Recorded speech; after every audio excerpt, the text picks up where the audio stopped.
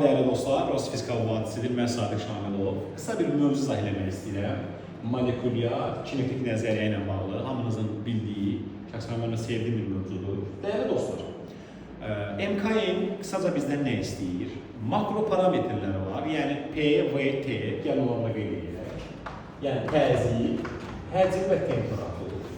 Biz MKN-də nəticə itibarilə ideal qazın hal tənliyini əldə edirik. Təbii ki, mövzu uzundur. Bununla bağlı bizim kanalda yetəri qədər izahlar var. Mən çox qısa xırdar işləmək istəyirəm sizin üçün. P və T arasındakı əlaqəni qurmaq üçün bizə nə lazımdır? İdeal qazın hal tənliyi dediyimiz Mendeleev-Klapenov tənliyi. Yəni PV bərabərdir nü-RT yaxud PV bərabər, bilirsiniz ki, nü maddə miqdarıdır. Kiçik M bölünsün böyük, vurulsun RT. Baxın. O burada dursun. Bunun bizdə necə bir köməyi var, değerli dostlar.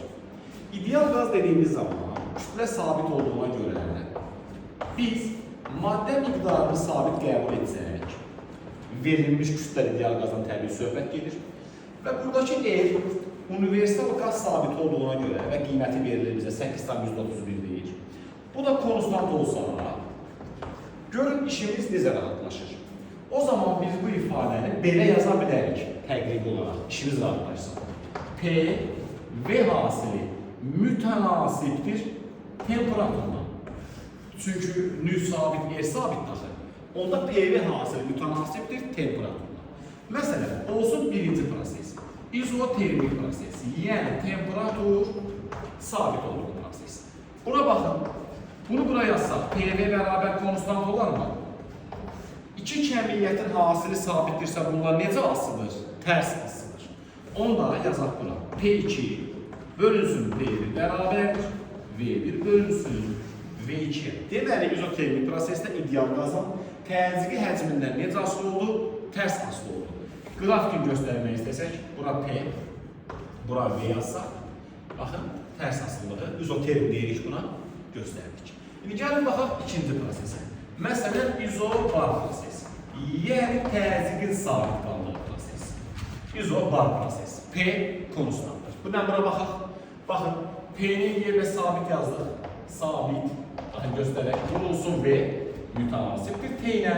Zaten sabitin bir təsiri yoxdur. Deməli, təzyiq sabit olduğu zaman ideal qazın həcmi onun temperaturuna necə asılı oldu? Düz asılı oldu. Onda bu qrafik verəcəksək, bura V deyək, bura T deyək, aydın məsələdir. Bilirsiniz ki, qırıq-qırıqla göstərəcək, baxın belə. VT qrafikinin düz asıldığını görürük. Üçüncü prosesi gəlin baxalım. İzoxor proses, yəni həcm sabit. İndi baxın bu düstura da yazmayayım, vaxt getməsin. V-ni yenə sabit yaz. P-lə T necə asılı oldu? Düz asılı oldu. Bərabərliyin biri sağında, biri solundadır. Yəni təzyiqlə temperatur düz asılı olmuş oldu. P2 bölü P1 bərabər oldu. P2 bölü P1'ə. Yəni ideal qazda V konstant olanda, həcm sabit olan prosesdə ideal qazın təzyiqi olan temperaturla düz asılıdır. Bunun qrafikini göstərsək, bura P yazaq, bura P yazaq. Baxın, düz asılığı göstərdik qırıq-qırıq xətlə. Amma burada bir maraqlı nüans var. Değerli dostlar, izoxor prosesdə sıxlıq sabit qalır və həmçinin konsentrasiyada sabit qalır. Çünki sıxlıq rho bərabərdir M bölünsün deyə ideal qazda M konstant, orada görürüz, bayaq yazmışdır. Həcmcə sabit olanda sabit böl sabit neyir? Rho-nu sabit edir. Həmçinin sıxlıq rho bərabərdir M0 vur M düsturuna görə rho ilə M necə asılır? Düz asılır. Görün nə maraqlı asılır. Digər tərəfdən dəyərli dostlar, gəlin buranı silək. Baxın, biz Mendeleev-Klapenov tənliyi dediyimiz, yəni ideal qazın hal tənliyindən bir çox düstur əldə edə bilərik. Məsələn, PV bərabər nü-RT yapır, düzdür. Buradan P nəyə bərabərdir? Nü-RT bölünsün V-yə. Buradan V nəyə bərabərdir? Nü-RT bölünsün P-yə. Buradan temperatur T nəyə bərabərdir? Bura baxın, T bərabər nəyə? PV bölünsün nü-R-ə. Və salam. Bax, bunlar makro ölçülə bilən parametrlərdir. İdeal qazın PVT hal parametrlərdir. Zaten tənliyin adı hal tənliyi, vəziyyət tənliyidir.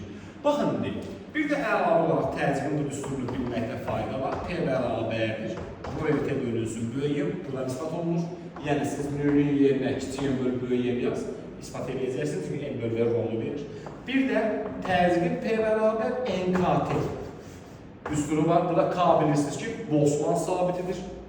Digər tərəfdən bu düsturdan rho tapası olsa, oldu nə? PM bölünsün RT. Baxın, bunları biləndən sonra MK'ya qrafikləri tapmaq çox rahatdır. Məsələn, gəlin bir nümunəyə bax. Məsələn üçün, buranı silək.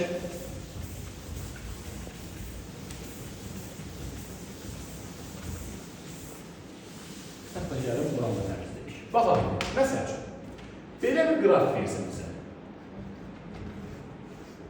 Konsentrasiya, temperatur və tərs asılı versin. Aydındır. Değerli dostlar, konsentrasiya temperaturdan tərs asılı olduğu zaman deməli təzyiq sabit olub. Hardan bilirəm? Baxa bu üstünə. P bərabər NKT-dəyəm. N nəyə bərabərdir? P bölünsün KT. Əgər N T'dən tərs asılı olubsa, deməli təzyiq nə edib? Sabit olub. Deməli bu proses necə prosesdir? İzobar prosesdir. Yəni təzyiq sabit qalıb ki, N T'dən tərs olub. Digər tərəfdən burada rho düsturu vardı, onu buraya yazalım. Baxın, rho bərabər Tm bölünsün RT. Rho T'dən tərs asılı olanı deməli həm də P neyib, yenə sabit olub. Yəni bu qrafikin yanına bir dənə rho sıxlıq yazmalı olar, yəni eyni olacaq, izobar proses göstərəcək bizə. Məsələn, şagirdlər deyir ki, bəzən izotermik sıxılma nəzir göstərir. İzotermik sıxılma deyirsə, T konstantdır, izotermik. Sıxılma deyirsə, həcm neyibdir? Dəyərli dostlar, azalıbdır. Ondan məsələn, bunu bir çox yolla göstərə bilərsiniz. Bura T yazaq, bura da yazaq. İzotermik deyirsə, qrafik T-yə perpendikulyar, sıxılma deyirsə, ox sola qoyulmalıdır, həcm azalmalıdır. Məsələn, izobar qızma, P sabit, T artır. Məsələn, bu izotermiki başqa da göstərmək olar. Gəl bundan yola çıxaq. İzotermik prosesdə bilirsiniz ki, P ilə B necə asılıdır? Tərs.